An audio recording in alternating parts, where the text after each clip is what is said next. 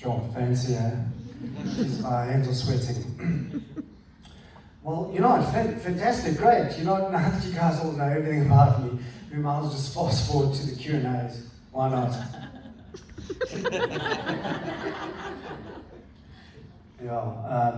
I can smell your brain from here, Vanessa. Vanessa's probably thinking in her head, you're all right, buddy, you here, buddy.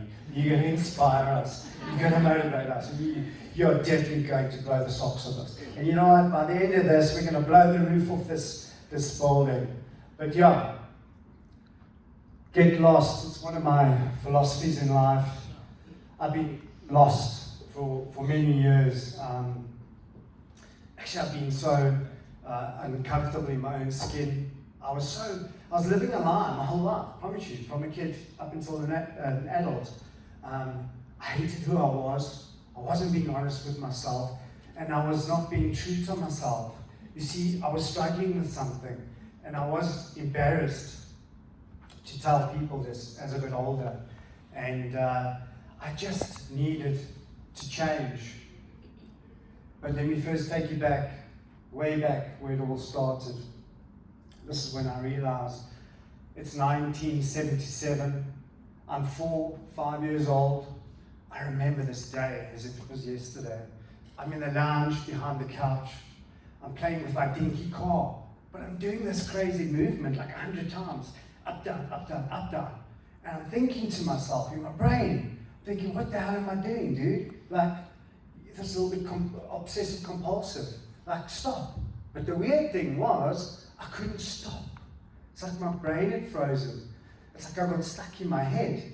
Another thing, I figured out, I realized, I used to go to the refrigerator and open it up like 100 times a day. What the hell? Nothing changes. Maybe I was hungry, I don't know. And even school, geez, it was the worst. I was terrified of school. I hated it. I used to pretend I was sick every day.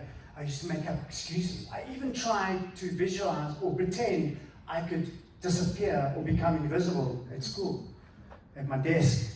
I really thought at times I was invisible. It was terrifying. The worst for me in school was when I had to go up to the front of the class and I had to read out loud. The worst.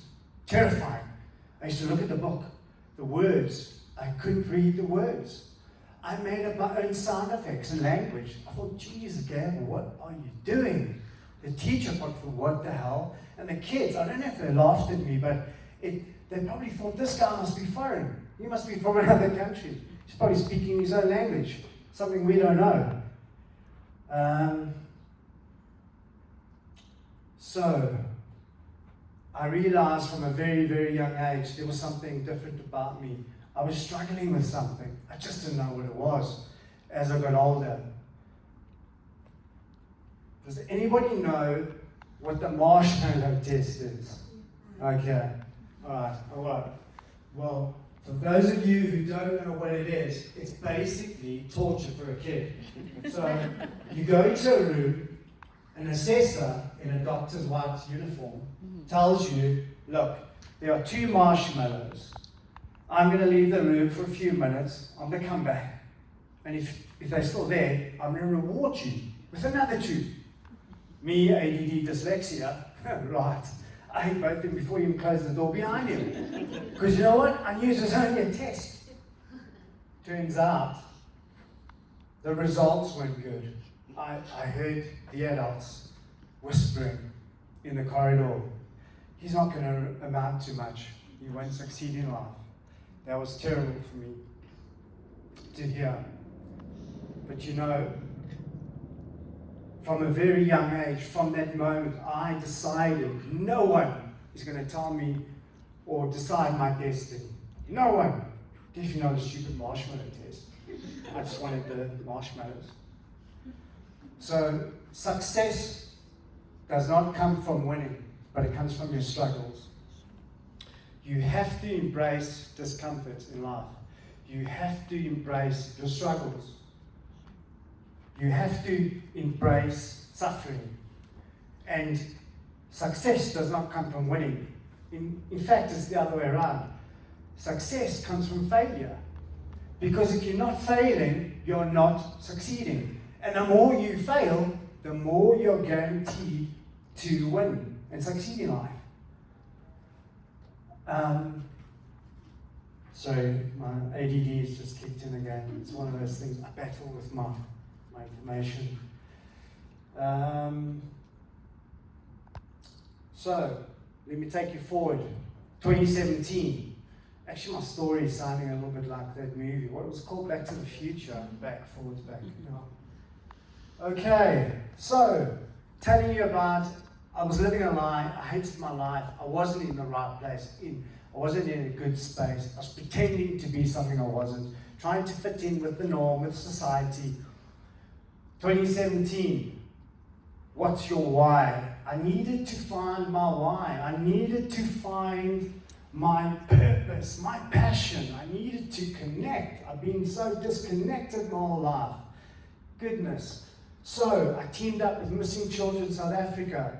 It's a foundation, an NGO. I wanted to do something for a purpose, do something epic. So figures for 2024, 1,300 kidnappings reported each month. 1,697 children go missing in South Africa every year. 16,000 kidnapped. 85% of them being children and women. Why did I choose missing children? I guess it resonated with me. It made sense to me. Me, as a kid growing up, I felt lost, even as an adult. You know, when you're not being true to yourself and you're not in a place where you should be, and things feel natural, you surely are not going to be tapped into that peak performance. You won't be doing what you're passionate about, or for that matter, what you're obsessed about. It is so important in life to be where you should be in life, to get the most performance out of you. So that was it. That's the first part. Right, what I'm going to do. Cycle to Cairo on a bicycle, solo, unsupported. So what that means is solo unsupported, nobody follows you. There's no backup vehicle, there's no crew, it's just you out there all alone. So I think, okay, I'm going to go to sponsors, tell the radio stations, go to Bike SA magazine, speak to the editor. Hey, do you want to do an article? I'm cycling to Cairo for a good cause. It's brilliant. It's like, no, who are you, firstly, and what have you done before? And what's your credibility? Have you done something like this before? No, but I'm saying I will. I said, well, you know, people call me on a daily basis to tell me they're going to do something brilliant on a bicycle, and they don't succeed, or they fail at it. Anyway, I remember saying, no problem, I'll call you when I'm done. You can imagine I needed to get some sponsorships as well. Nobody was interested in me. Nobody knew who I was. And I realized I have to do this on my own. I obviously have to do this to build credibility. I have to prove myself. So, no sponsorships. Nobody wants to know my story. Nobody cared about me. Nobody cared what I was doing for my children. Who cares? So I begged, borrowed and stole, got rid of stuff. I had $38 cash in my back pocket, can you believe it? And a credit card. Borrowed bike, the bike was too small for me. Bits and bobs, I think I sewed a tent together, it was given to me. Got on this bicycle. On the day of leaving, departing, I was in Muizenberg. It was a Christian radio station. It was the only guys that would want to interview me. So I mentioned on air, yes, I'm cycling to Cairo, all by myself. I'm a Spartan on my chariot, on my horse. I remember it was a hazy day. It was cloudy. It was drizzling. I walked out. There were like maybe 2 or 3 people showed up and waved very nervously at me. I waved nervously at them. On the bike, getting on the main highway towards Somerset West, I started crying. Sort of bawling. I thought, Jesus, what am I doing? Am I nuts? Now I'm going to Cairo on a bicycle. Got this big 80s hiking bag on my back on this bicycle. I definitely don't look like a pro. And I think, I've lost it. But hold on, I've just told people on radio I'm going to Cairo for missing children to raise funds and awareness. I guess I've got to go to Cairo. All right. 2 seconds later, beep beep, car stops. Window goes down. Swarming. I heard you on the radio. Here's $100. Good luck. Enjoy. That's amazing. Flip. I'm going to love this. It's looking good. But I must tell you, I knew before I decided to suck to Cairo, I knew I was going to make it. Because I made up my mind, come hell or high water, I'm going to get to Cairo. Whether I come in on the bicycle, whether I come in limping, hopping, rolling, crawling, I don't care, half dead, I'm getting to Cairo, and I will achieve it.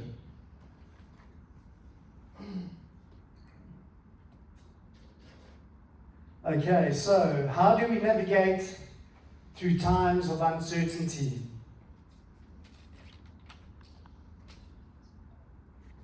Sorry, I just got to go back a bit. Sorry, my headspace. Okay, so let me go back to that. Jeez, I left out one of the most important parts. Dyslexia. Okay, so you can imagine that yellow line. It took me 7 months, over 13,000 kilometers to cycle to Cairo. You can imagine all the challenges I faced.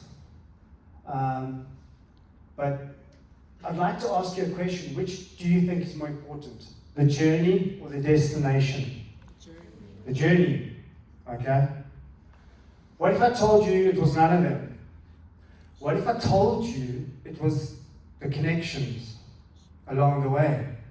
What if I told you it's about the connections you make on your journey towards your destination? That's the most important. You see, it's about the connections. It's about people. And this is what I think with Alistair, the way he made me feel before I met him. I think, you know, the company Partners in Performance, you guys obviously know how to make people feel good. You know what you're doing. You're in the right business. You're in the right game. There's no doubt about it. And this picture is very significant to me. So the connections, the handshake, right? Let me tell you about this story. This picture, I'm about 120 kilometers from the local town up north of Gorongosa in Mozambique. And I remember this day, I was struggling to cycle. I had no cadence. Cadence is the power you put down on a bicycle. And I was just feeling really weak that day. And these guys, their car was full of stuff and on the roof, and he had 4 mates in the car. They'd just come back from holiday, and he lived in the town ahead, 120 kilometers. And he knew something because he knew the area. So he stopped and thought, hey, Mzungu, what are you up to? And the thing was, he wanted to know what my story was, and he knew that I was running out of daylight and I wasn't going to make it. So I guess he was concerned, right? So he stopped, and this guy took this photo, and he said, hey, how are you? What's your story? What are you doing, man? Are you nuts? What are you running away from? And I said, look, I'm struggling a little bit today. I've come from South Africa, but I'm really feeling weak today. He says, okay, you know what? You're not going to make it. There you can see the bike is on the back of the car. 4 guys in there. He crams me in with the rest of the people, and he takes me 120 kilometers to the town where I'm booked in with this amazing Afrikaans family at Gorongosa campsite, where I'm meant to meet up with these guys. And then they're going to take me to their campsite, which is off the main route. And again, it's about the connection. See, this guy didn't know. He just stopped to want to know what's my story. And I just told him, well, I'm not feeling well, give me a lift. So I get picked up, I get to the campsite, it's gorgeous, it is quiet, I love nature. 2, 3 o'clock in the morning, I run out of my tent in my jocks.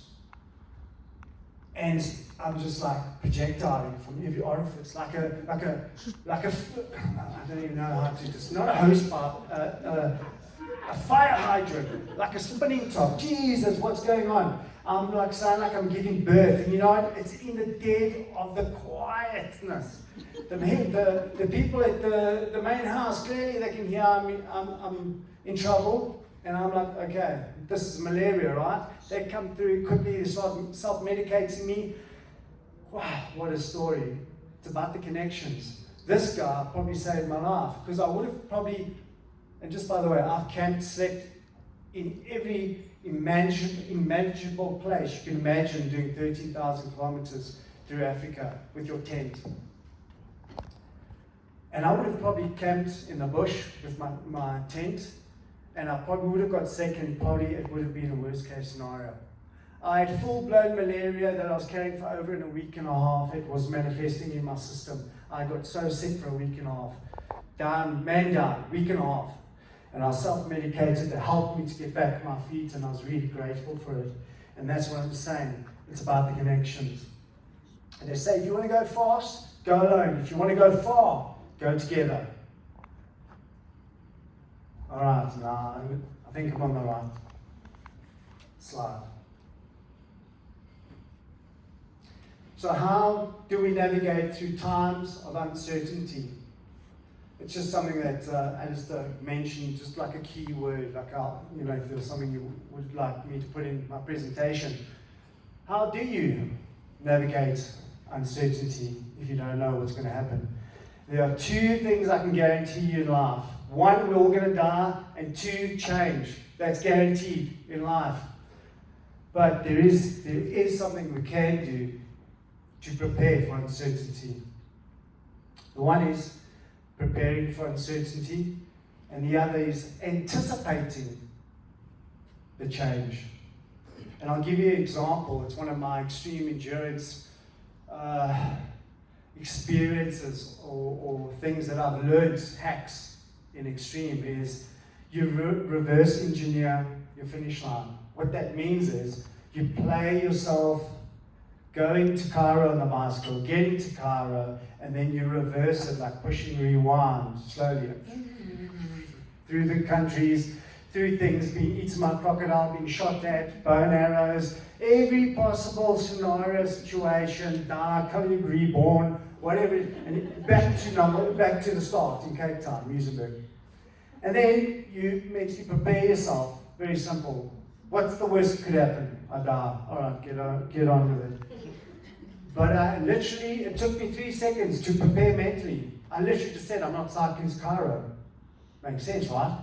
So what I did was, I reverse engineered my finish line. I played it out, came all the way back. I mentally created this grid over the continent. And then I modularly broke it up into stages in my head. And then I just said, I'm not cycling to Cairo. All I'm doing every day is I'm just going to cycle 150 kilometers and enjoy the day, and just next day is another day. But imagine, and that's all you think about. You shut out going to Cairo. You're only going to that little town. That's your only goal. So imagine if you've just done 150 kilometers, crap day, the worst conditions, whatever it is, couldn't find water, and you get to your place and you're feeling so sorry for yourself. And you go, it's okay. I've only got another 12,500 kilometers to go. It's going to be very motivating. And then there are other hacks as well, and scenarios. Like a F1 driver or a rally driver, they have the same thing in common. They anticipate change before the change happens. What I mean by that is, an F1 driver, he is already visualizing himself winning the race before he wins the race. What does he do? At the track, he walks the track. He's visualizing, going in, where he's going to brake, where he's going to accelerate. He understands the track before he races the track.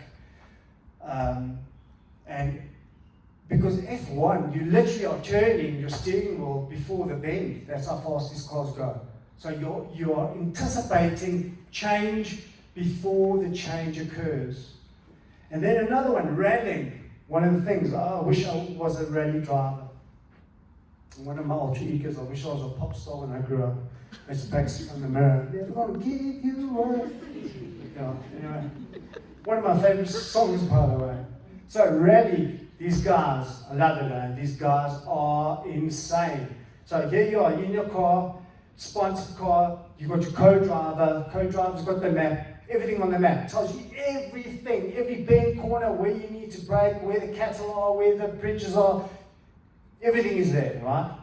So how they anticipate change is before they get into a bend, let's say to the right, they throw their steering wheel sharp to the left, then back to the right, pull up the handbrake quick, so that the back of the car goes out, and they put their foot on the gas. So what that does is the car literally spins around the bend, maintaining performance and momentum, anticipating change. Sometimes in life or in business, we need to anticipate that change, and whether we do it before or as it's happening. Famous case study, Kodak, you know what I'm talking about. They did not anticipate the change. In fact, one of the staff members came up to the guys at the top and said, we've got to change. This is it. This is the future. Digital. You were shut down. He went out and started digital. A few more hacks.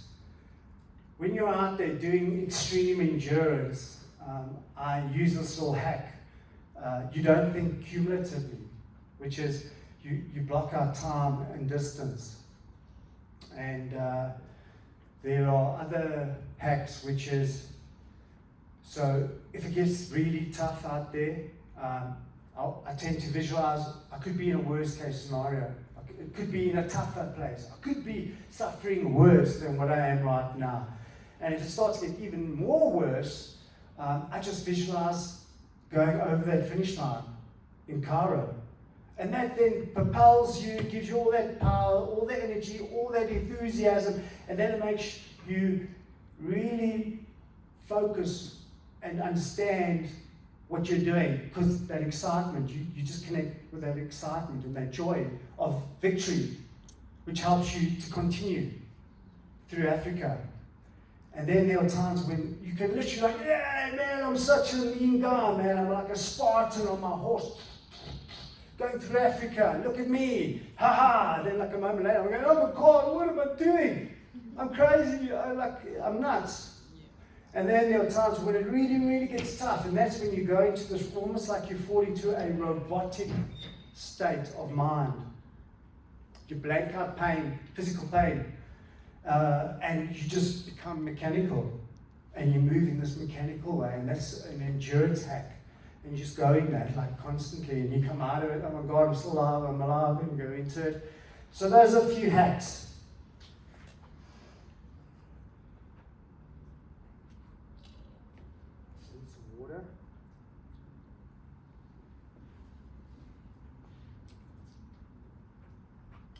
So how do you reach your full potential? Interesting. Have you ever asked the question, what makes a world champion in sport to somebody who is not? And they did a case study around the world, all world champions. 98% of them, what do you think their answer was when they were asked the question, what makes you a world champion? What do you think the answer was? Belief. They all said belief, self-belief. And what they also mentioned was, but the interesting thing is, they already knew they were world champions before they became a world champion, because they had already made up their mind. I am going to be the world champion. And of course, some traits, they are their tenacity, their obsession to win. And they embody failure. They fail every day, all day, every day. And then they use that failure and they tweak themselves physically and they perform better each day and they go back to the drawing board. 2018, I ran solo and supported from St. Lucia to Cape Town. It took me 7 months. Preparation in terms of physical, I used to train uphill with a 15 kilogram weight on my shoulders to condition myself, because one of the conditions running solo and supported, I mean, you're very limited. I ran with a backpack. That was my house and my food and basically everything. There was training. logistics. When you're doing things like this on this extreme level, things become so specific, and I'm referring to the way you pack your bag. I have another philosophy: pack right, pack light in life. You don't need too much, and you definitely don't need too much. You've got to find that balance in life. Same as running. The thing is, when you're doing something, you want to feel comfortable. My backpack, each stage preparing it, obviously it takes a while to pack it. You would be so specific, so detail orientated, that the way you pack your bag has to be balanced. Because when you're running, if it's lopsided, that will become an injury. Failure, you won't get over the finish line. It's those little things that count. Water, 1 liter is 1 kilogram. What do? Strategy.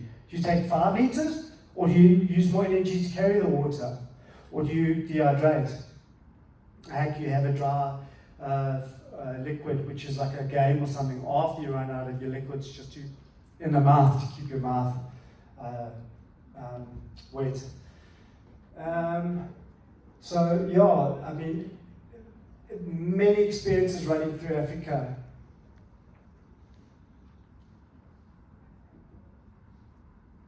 Wait, what have I done? Oh, okay. Okay, now we are 2017, 18, 2019. Okay, so now clearly I'm ticking off a tick box here.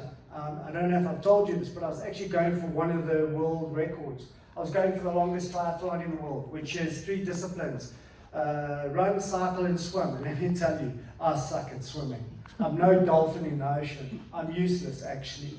I just didn't get that sort of, breathing thing, that rhythm. Couldn't get it. Anyway, the big swim didn't happen. I was meant to swim 480 kilometers over a period of days with a catamaran following me in and out, and GPS 480 from Mozambique to Madagascar. Unfortunately, that fell through sponsorships and a few other things. But I had 2 warm-up swims up Mozambique. On this day, the ocean was really strong, and it doesn't matter whether I did whichever way I swam. I just suck at swimming. And the ocean was so rough, I just turned on my back and kicked. Makes sense, right? Because I was literally like just drowning in all the seawater. So here I am.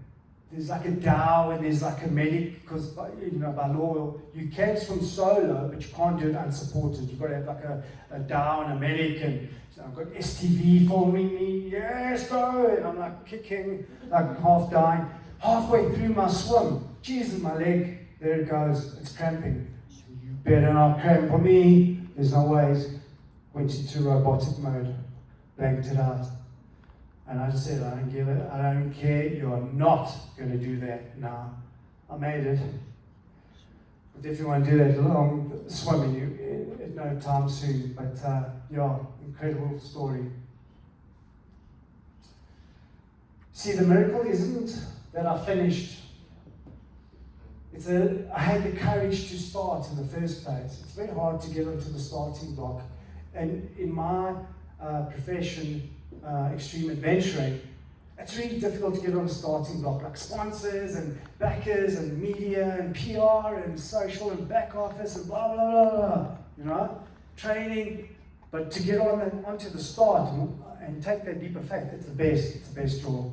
It's so liberating. You have the most amazing time, and you also shit yourself, I must be honest. It's death-defying, you almost get killed and die and the whole thing. But you grow a lot, you learn a lot about yourself through these experiences.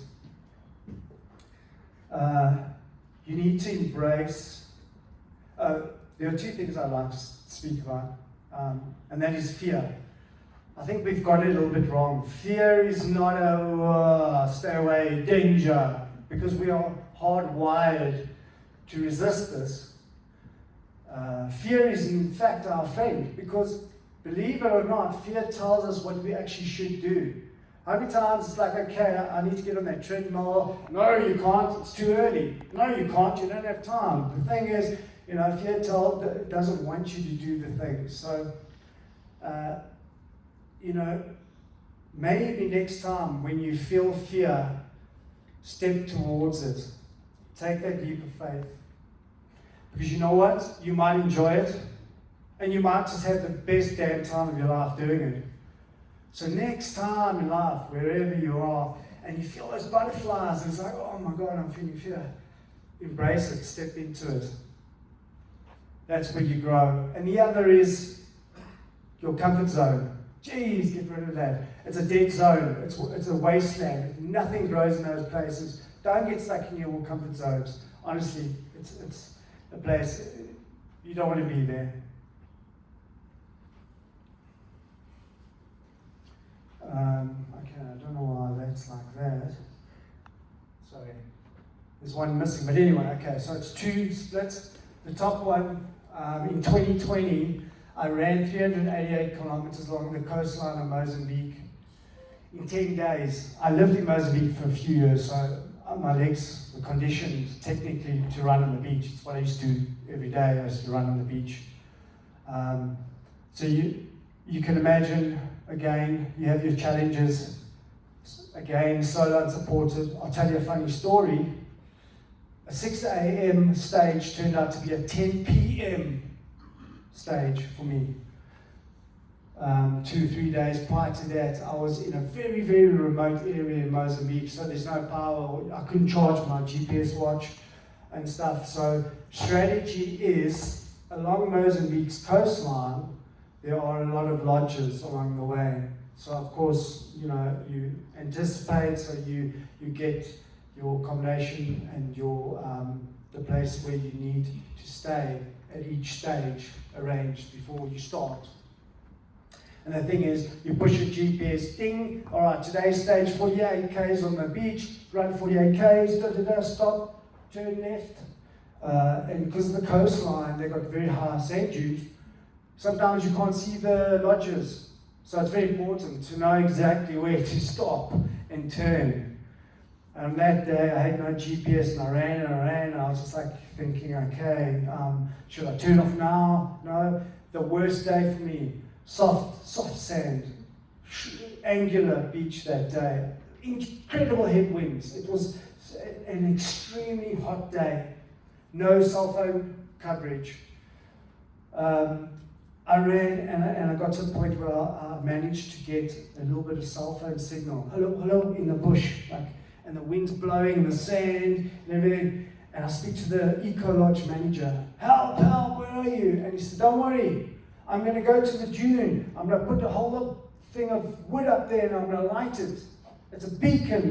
You just find a beacon, come home.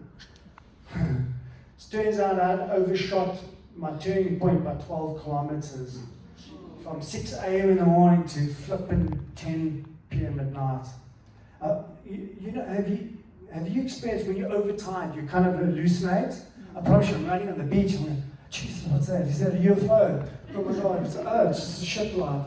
Right, and you're like, oh, what was that, a lion? I was so fatigued, it was ridiculous. And I see the beacon, oh my God, yeah. Get there. The guy said, yeah, welcome, come, let's go. Another 8 Ks, I had to walk inland. Jeez, it was a nightmare. Yeah, what a story, eh? And a lot of fun. So the bottom one is the same as the top, but it's just, in 2021, I collaborated with Century Wellbeing as a brand ambassador for health and wellbeing to launch their new wellness app. So I ran from Quebec to Cape Town, 1,000 k's in 30 days, so like along the beach where I couldn't up inland on the beach, up inland. And I'd like to share 2 stories with you. So when you take that leap of faith in life, everything opens up. You will be supported, but you've just got to take that leap, and everything will come into place at the right time. This day, I'd run out of food. I'm on the beach. Oh my God, there's a massive yellow, beautiful looking orange on the beach. Took it, ate it, the most sweetest, juiciest orange I've ever had in my life. Must have pulled it out of somebody's backpack, because there's a hiking thing and must have rolled and all the way down there. Another day, while I'm on the beach, I've run out of water. I'm so thirsty, I mean, I can't even move my lips. Choose Bob on the high tide line.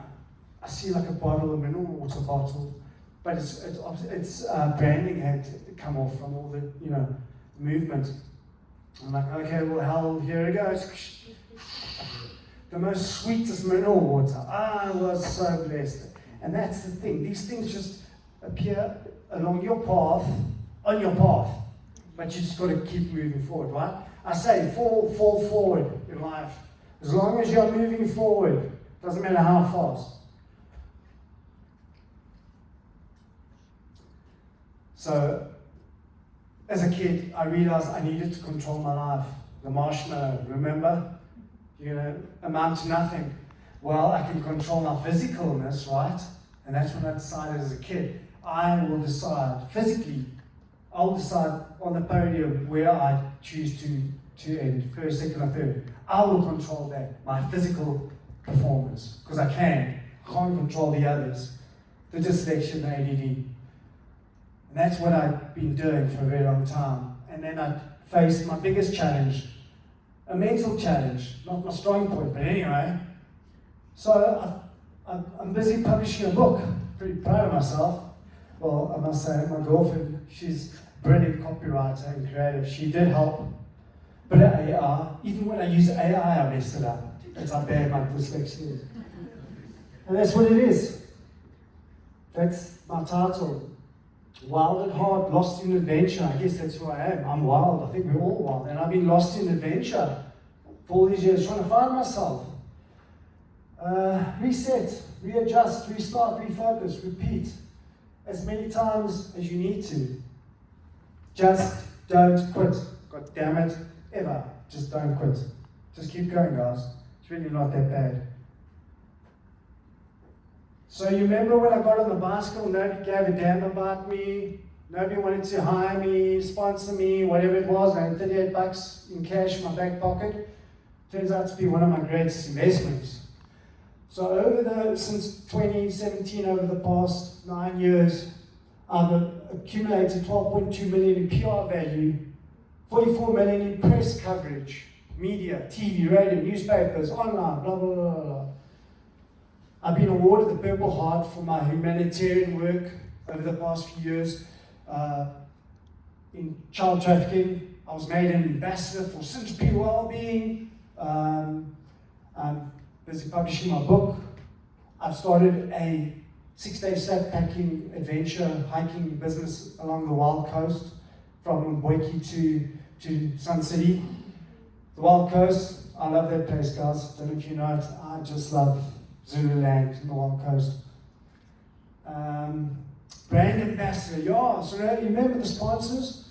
After a few of these things, I started to, I became a little bit more interesting. People were like, okay, he's still alive, eh? Oh, he's doing it. All right, hey, okay, yeah. Do you have a GPS watch? No, can't afford one. We'd like to sponsor you, Garmin. So through the years, I've been so fortunate to be sponsored by these top global brands. And of course, a career as a professional adventurer. It's so funny when people meet me and they ask me, so what do you do? I say, well, I'm an adventurer. So, okay, so what do you do? I say, I go adventuring. That's my job. I get paid to put my life on the line. And I get to do motivational talks. And I get some bucks for it. It's so cool. From being a dyslexic child saying you're not going to amount to anything. I'm doing okay. I mean, I'm 52. What am I, 51? 52.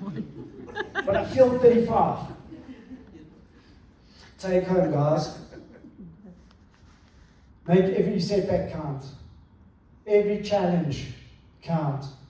Only you decide who walks away the winner, no one else. You are someone who will not be defeated. I repeat, you are not somebody who will be defeated.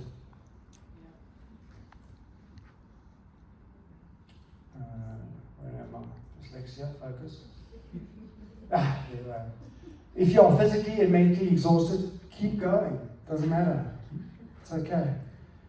If you get knocked down, get back up.